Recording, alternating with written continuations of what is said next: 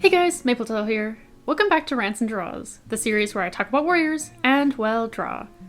Today we're taking a look at the recently released preview of the upcoming Super Edition, Ivypool's Heart. So spoiler warning for that, as well as the Starless Clan. And we're drawing, well, I'm going to be working on my part for my Following the Sun map. Gotta get that finished now that art fight is done. Let's get into it. We start with the prologue. It's a Whistlepaw POV. Unsurprising considering the blurb for this book. What was surprising is that she dreamt of the sun-drowned place, recognizing it from Crowfeather's stories. It's a dream of beauty, but also panic. She hears the cries of kits, and a brown tabby trying to reach them. Other cats having to leave the kits behind due to the danger of a storm. A strange symbol in the sky, a hollow tree that took her home. RiverClan's stream full of blood, and a warning from Misty Star. The debt must be paid, or... as well as an overwhelming sense of guilt. It was all very cryptic and intriguing. I really don't know what to make of it, outside of an obvious upcoming journey. Chapter 1, Ivypool. She talks to Rootspring in secret, both grieving Bristlefrost, saying how they'll never get over losing her. I honestly feel the same. But it sounds like Bristlefrost's father doesn't. Kind of surprising considering how he and Ivypool are dealing with a loss so devastating that very few clan cats have ever had to experience. A loss much more forever than a usual death. Also, someone has a crush on Rootspring? Renflight? I wonder if that'll go anywhere.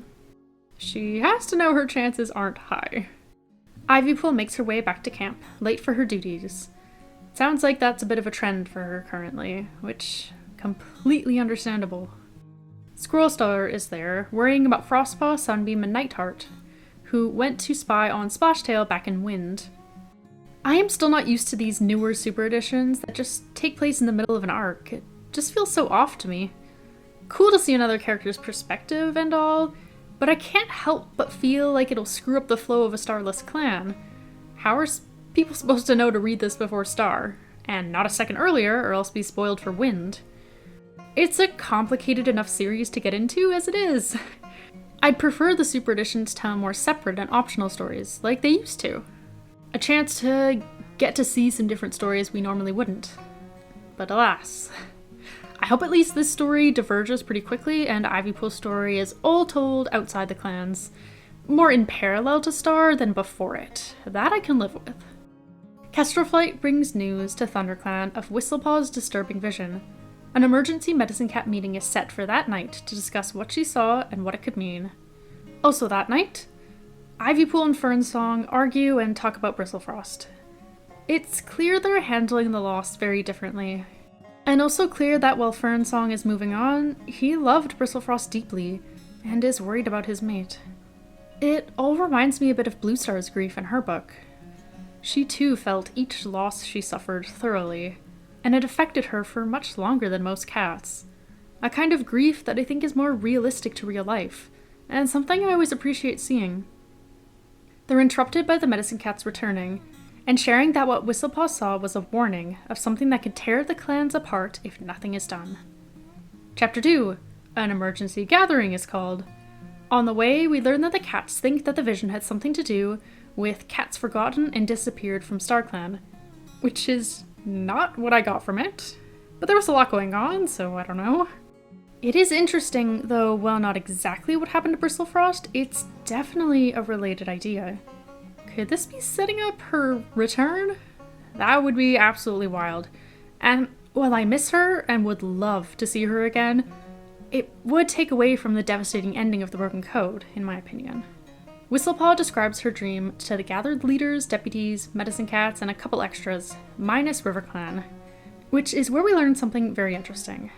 At the meeting last night, the medicine cats shared the details of the dream with StarClan, and they did not send it to Whistlepaw. Which is where the Forgotten StarClan Warriors bit comes in. The older StarClan cats vaguely recognized the symbol that Whistlepaw saw in the sky, a cloud with lightning and vines. It gave them a feeling of dread, though they didn't know why.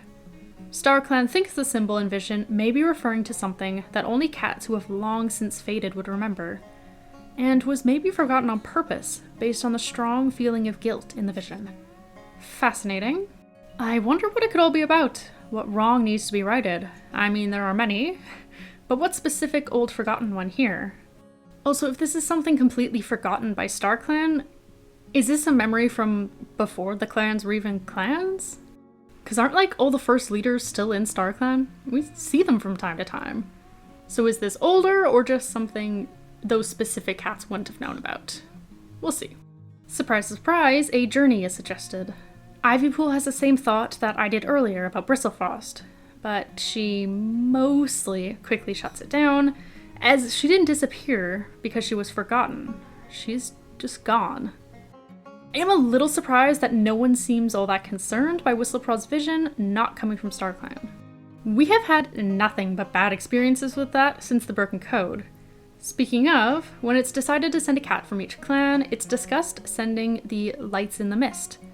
But because of various reasons, such as Dovewing not wanting to risk Shadowsight so soon after losing Rowan Kit, and Squirrelstar now being a leader, they land on Dovewing, Ivypool, Rootspring, Whistlepaw, and plan to recruit a RiverClan cat from under Splashtail's rule. A pretty great group. I'm excited for some sibling time with Ivy and Dove for sure. And I'm always here for more Whistlepaw. Maybe going on such a journey will be enough to earn her medicine cat name. That would be awesome. Chapter 3. Ivypool's remaining kits have a hard time seeing her leave. A nice moment and very understandable, all things considered. Cinderheart ends up as temporary deputy while the party heads out, without a RiverClan cat, failing to get past Splashtail. At least that's what it seemed like, but as the journey starts, Icewing catches up to the group. She tells us that she and a few others left RiverClan, which I remember from the end of Wind, and that Frostpaw and Co. had taken them to ShadowClan to treat some wounds, which is where Icewing learned of the journey. Perfect. As they walk, Dovewing tries to talk to Ivypool about Bristlefrost, and tries to relate to her with the loss of her own son, and Ivypool does not take it well. I get it. Few can truly understand what she's going through, even others who have lost children. I do appreciate Dovewing's sympathy and patience, and attempt to get Ivypool to open up though. It's nice that Ivypool will have someone there to support her when she's ready. The preview ends with the group getting a little bit lost and stopping to rest. I appreciate the lack of a cliffhanger. Thanks for watching. I am so curious about the kits and the symbol from the vision, and what our cats will discover on this journey. I always feel a little bit tired by journey books, but this one seems like it'll be really interesting. Let me know what you think if you've given the preview a read.